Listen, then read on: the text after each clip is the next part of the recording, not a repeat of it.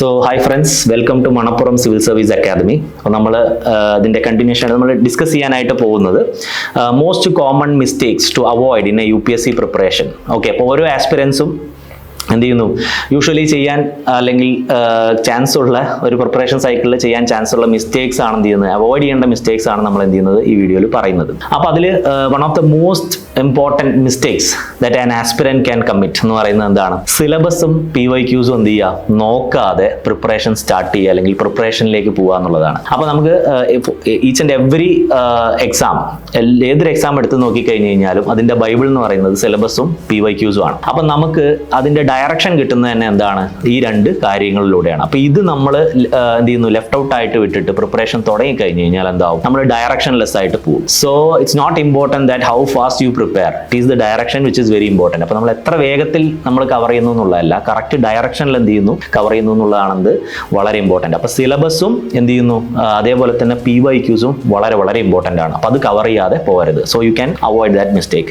And the second one is that നമ്മൾ ഒരുപാട് മെറ്റീരിയൽസിൻ്റെ പുറകെ പോവുകയാണ് ചെയ്യുക. അപ്പോൾ എന്താണ്, സോ കൂടുതൽ മെറ്റീരിയൽസ്, ഇപ്പോൾ ഹിസ്റ്ററിക്ക് ആണെങ്കിലും പൊളിറ്റിക് ആണെങ്കിലും വേരിയസ് നമ്പർ ഓഫ് മെറ്റീരിയൽസ് എന്താണ്, ഇൻഫർമേഷൻ ലോഡഡ് ആണ്, ഒരുപാട് മാർക്കറ്റിൽ അവൈലബിൾ ആണ്. അപ്പോൾ നമ്മൾ കൂടുതൽ മെറ്റീരിയൽസിന്റെ പുറകെ പോവുകയും ഒന്നിലും എന്ത് ചെയ്യുന്നില്ല, മേജറായിട്ടൊന്നും ഫോക്കസ് ചെയ്യാതിരിക്കുകയും ചെയ്യുമ്പോൾ നമുക്ക് മിസ്സാവുന്നത് എന്താണ്, അതൊരു ഇന്റലക്ച്വൽ എന്റർടൈൻമെന്റ് ആയി മാറുക എന്നുള്ളതിനപ്പുറം എക്സാം പ്രിപ്പറേഷൻ സൈക്കിളിൽ എന്ത് ചെയ്യില്ല, അത് യൂസ്ഫുൾ ആയിട്ട് വരില്ല. അപ്പോൾ അങ്ങനെ ഒരു പാറ്റേൺ മോസ്റ്റ്ലി UPSC ആസ്പിറൻസിന് കാണാറുണ്ട്. അപ്പോൾ അതെന്ത് ചെയ്യും, നമ്മുടെ റിവിഷൻ എന്ത് ചെയ്യും, കോംപ്രമൈസ് ചെയ്യേണ്ടി വരും. So the more number of materials you refer, the less time you will get for revision. So അപ്പോൾ എന്ത് ചെയ്യുക, so stick to one single material. ഇപ്പോൾ ഹിസ്റ്ററി പഠിക്കുകയാണെന്നുണ്ടെങ്കിൽ നിങ്ങൾ സ്പെക്ട്രം ആണ് നിങ്ങൾ യൂസ് ചെയ്യുന്നുണ്ടെങ്കിൽ stick to that one single material. അപ്പോൾ അതായിരിക്കും നിങ്ങൾക്ക് എന്ത് ചെയ്യാം, കൂടുതലായിട്ടും ഹെൽപ്ഫുൾ ആവുക എന്നുള്ളതാണ്. അപ്പോൾ ഒരു സ്റ്റാൻഡേർഡ് സോഴ്സ് എന്ത് ചെയ്യുക, ഫൈൻഡ് ഔട്ട് ചെയ്യുക, അത് ബെറ്റർ സോഴ്സ് ആയിരിക്കണം. അപ്പോൾ അത് എന്ത് ചെയ്യുക, അതിൽ തന്നെ സ്റ്റിക്ക് ഓൺ ചെയ്യുക. സോ അത് തന്നെ മോർ നമ്പർ ഓഫ് ടൈംസ് എന്ത് ചെയ്യുക, റിവൈസ് ചെയ്യുക എന്നുള്ളതാണ്. ഓക്കെ, സോ രണ്ടാമത്തെ മിസ്റ്റേക്ക് അതാണ്, അതും എന്ത് ചെയ്യാം,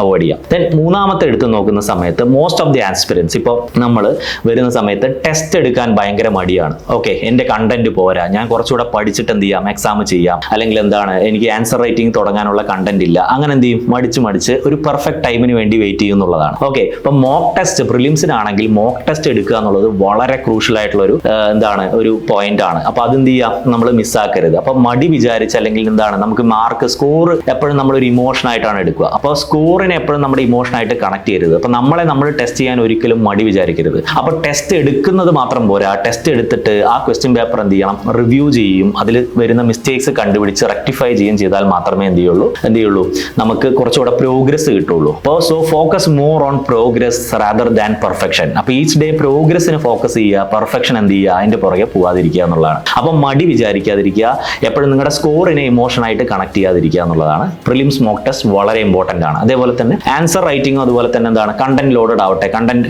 ഇനഫ് ആവട്ടെ എന്നുള്ള പെർഫെക്റ്റ് ടൈമിന് വേണ്ടി വെയിറ്റ് ചെയ്യുക എന്നുള്ളതാണ്. So there is no such perfect time എന്ന് പറയുന്നതാണ്. ഓക്കെ, അപ്പോൾ ഒരു വലിയൊരു സമയം പോയി കഴിഞ്ഞിട്ടാണ് പിന്നീട് എന്ത് ചെയ്യുക, നമുക്ക് അറിയാം എന്താണ് പെർഫെക്റ്റ് ടൈം ഒന്നുമില്ല, സ്റ്റാർട്ട് ചെയ്ത് പോവുക എന്നുള്ളത് മാത്രമേ ഉള്ളൂ. So from the beginning itself you can start solving questions as well as writing answers. Okay, ഇനി അടുത്ത ഇമ്പോർട്ടൻ്റ് ആയിട്ടുള്ള ഒരു മിസ്റ്റേക്ക് കമ്മിറ്റ് ചെയ്യാന്ന് വെച്ച് കഴിഞ്ഞാൽ, ഇപ്പോൾ എഞ്ചിനീയറിംഗ് ബാക്ക്ഗ്രൗണ്ട് ഉള്ള ആളുകൾ അല്ലെങ്കിൽ സയൻസ് ബാക്ക്ഗ്രൗണ്ട് ഉള്ള ആളുകൾ, മാത്സ് ബാക്ക്ഗ്രൗണ്ട് ഉള്ള ആളുകൾ ഒബ്വിയസ്ലി എന്ത് ചെയ്യും, പ്രിലിംസിൽ CSAT എന്ന് പറഞ്ഞൊരു പേപ്പർ ഉണ്ട്, GS2.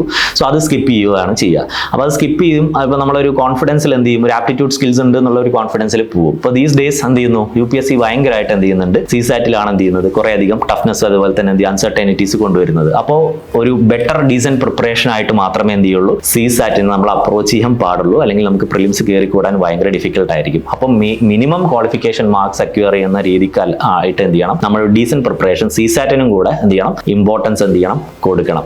Okay, so that is all about the mistakes that there is a chance to do all these mistakes. So ഇത് അവോയ്ഡ് ചെയ്ത് കഴിഞ്ഞാൽ എന്ത് ചെയ്യാം, നമ്മുടെ preparation cycle much more better ആക്കിയിട്ട് നമുക്ക് എന്ത് ചെയ്യാം, മാറ്റാം. Okay, thank you.